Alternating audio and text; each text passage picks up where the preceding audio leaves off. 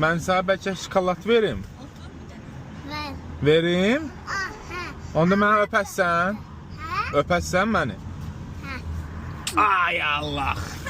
Sən laf məni bal elədin. Bak. Məhəmməd. Gələ. Tatlıdır. İndi sən məni bir dəfə öpsən, bir dəfə də verərəm. Amma möhkəm öp ha. Bu nə dadır? Baldır, bal. Gələ. Götür bunu da. Birini öpsən. Gözden birini de verdim. Birini öpsem biri de var.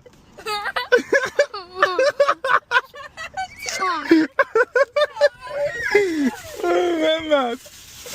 Eğer inan Allah ne kadar şokoladım olsaydı sen verirdim ama ahırımda da pulsuz öpme istesen öpebilirsen.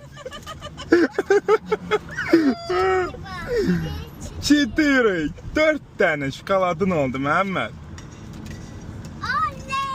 Oley. Oley, ye. Hamısını sen ye, yaxşı? Açmama. Oy Mehmet. Bir şey olub bunlar.